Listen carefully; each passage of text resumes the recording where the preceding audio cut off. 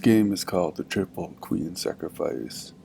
It's Alekhine, world champion Alekhine, many years world champion, versus a very optimistic Bogoljubov. Tell me if I'm pronouncing that right.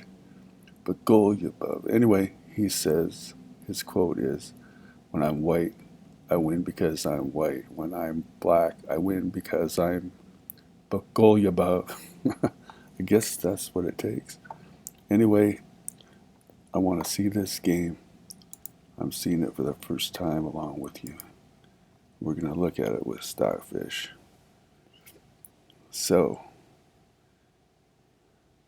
looks like it's a Dutch.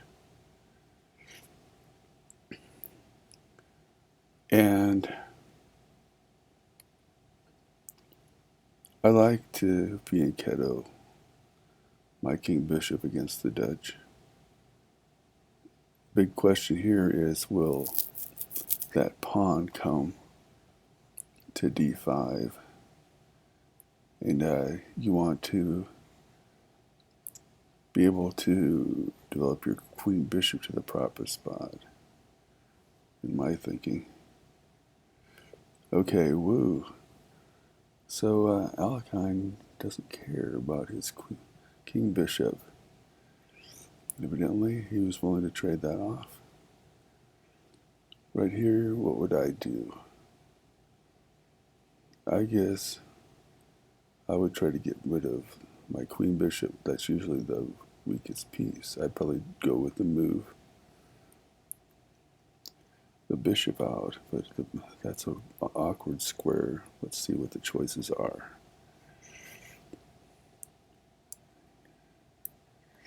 King to f1 isn't even a bad move. Let's see what he does. Okay. And then, see, it just wanted to make him move that bishop to an awkward square, but I don't think that's wise to move it right back. Because the way that the pawn formations can go, if it gets broken on the queen side. Anyway. So Alekhine evidently agreed with me, and not with Stockfish. Now, why would he take with the queen when the knight up would chase that queen? Well, I think that the knight belongs on c3, so he'll probably take with the queen. Oh, he took with the knight. Okay. Huh, interesting. Okay. Now,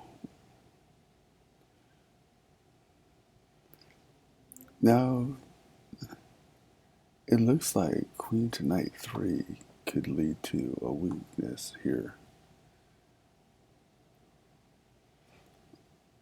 And so he may have to move his pawns. Let's see what he does. Oh, look at how aggressive Alekhine is.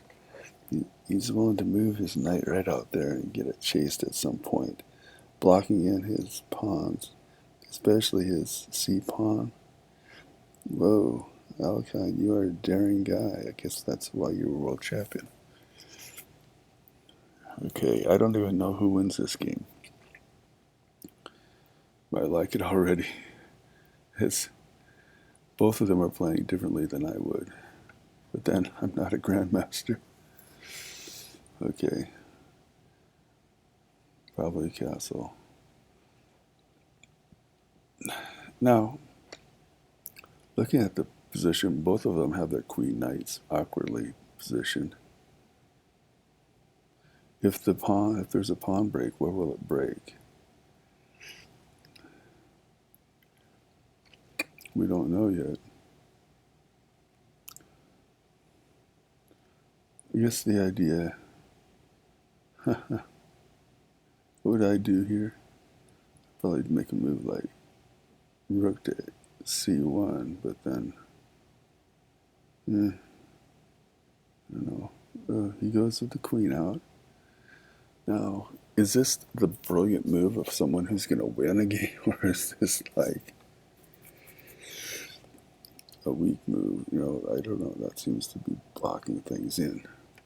But you do have to move it somewhere, and if you move it to c2, it could get chased by the knight. I guess he's willing to move it to c3 or at some point, or d3. Well, Alekhine just uses a prophylactic move, getting his king off the line with the opponent's queen. Oh, he did move to c3. Okay. Now are they going to try to make a pawn break? He's got to, Alekhine has to develop that queen bishop somewhere. What's his plan? I guess probably one idea is to move the queen to e8 and then over wherever you want it on that line, and then be able to move this knight back to where the queen is at a point where you may need to protect this b pawn. Okay, he's willing to break it right in the center right away. I guess if will he push those pawns? Both of them could push pawns if they wanted to. I'd push. I guess, yeah, pushing the e pawn up keeps things intact, keeps the tension. I guess I'd do that. Okay, he did that, yeah. Now, an expansion of space on the queen side, or does Alekhine have another plan? Of course, he can't move his bishop to e6, or the pawn would fork them both. So his only bishop move is to move right here. I'd say, okay, what does the engine say? a5, b8, e4. Let's see kind of a mood Alekhine's in. I'm sure he could play any of those positions. He indeed does. What the engine recommended there. Okay, let's continue. Protects the pawn. I don't know about that move. Moves the queen over. He's slowly expanding on the queen side, gaining more space. Does move his queen over. Now, are there indeed three different? Yeah, there's three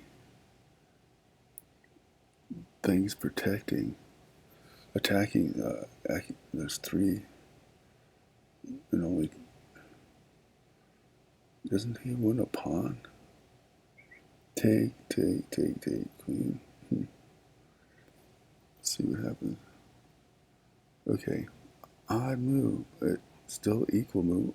I don't see why. Oh, let's see. Why wouldn't he? Well, let me see why this doesn't win a pawn.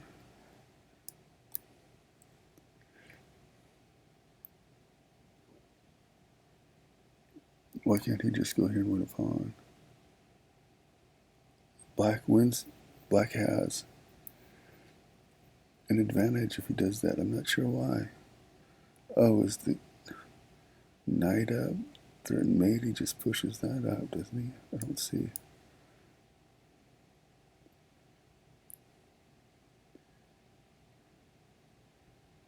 What happens if he just takes here? Oh, if threatens mate at the same time as attacking the queen. Okay, these guys are thinking, okay, so if he chases this off first, then he moves back. Black's still better because he's up a piece. Okay. So now we know why that didn't work. So why does he push this pawn up? I wouldn't want to push that pawn up. Let's see. I think there's many different better moves than moving pawn to a4. But pawn to a4 isn't considered terrible by the engine. Still, it's moving on the flank. Okay, let's just see what Alekhine does. He still moves. Okay, that knight is hard to kick there, but okay.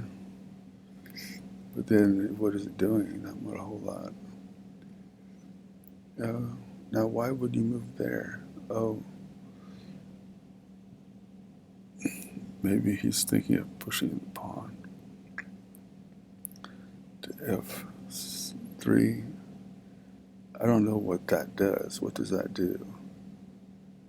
I don't see any threat. You just get kicked, and then you go back where you were, or you go to h3.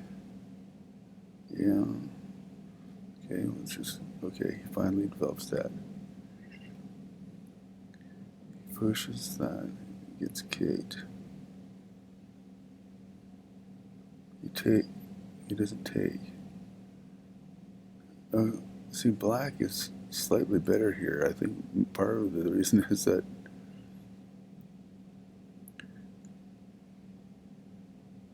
that knight is awkwardly placed.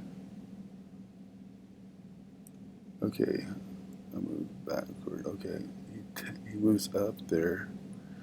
Okay, well, I like that pawn structure because his pawns are on dark squares when he has light squared bishop, but the problem is that the engine is giving him a pawn and a half advantage. But 1, 2, 3, 4, 5, 6, 7, 8. Everybody has all their pawns, so why is this so bad? Okay, let's look. Is there a way to win a pawn? He's got a pawns with advantage, and he hasn't even moved. Oh, let's see. What's the advantage here? I don't know why there's an advantage here.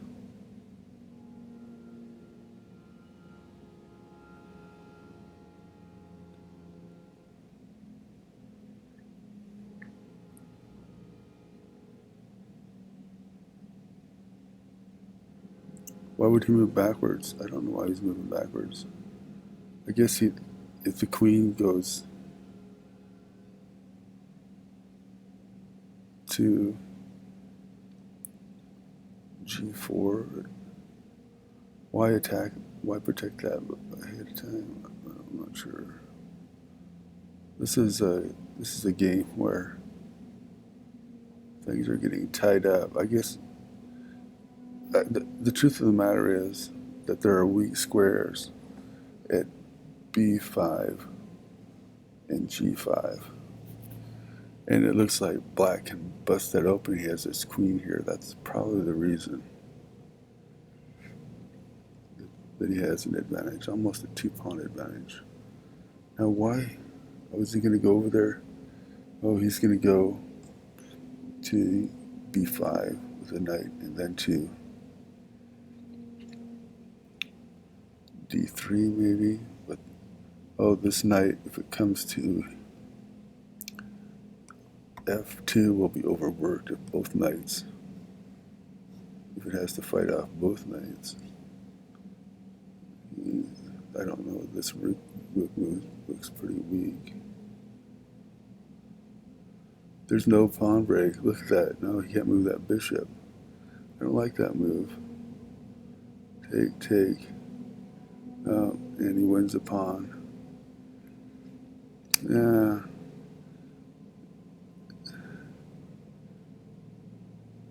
Yeah, he needs to like bust things open if he can, doesn't he? Oh, this is so sad that he just, after all that, he lost a pawn. So many weaknesses, and then he loses a pawn. You'd think that we want to see a game where the win was because of a strategic positional advantage, but it looks like it comes down to tactics again. So that knight does make it up there. He wins the pawn back. 1, 2, 3, 4, 5, 6. 1, 2, 3, 4. Okay, now it's equal material again. It's equal material, but look at how far ahead black is in position. He trades off and they'll take the queen out of.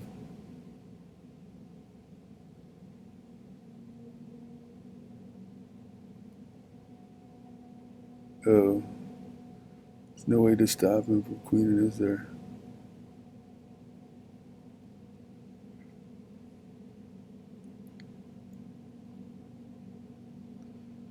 Okay. It's only a matter of time, but they're still going to play it out.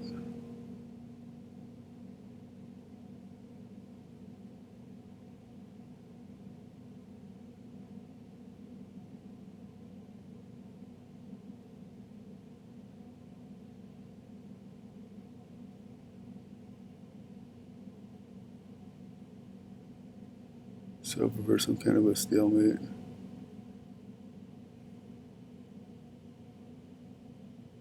What? Yeah, that's what he has to do. And then it comes down to a one extra pawn. Oh. Well, let's quit the game.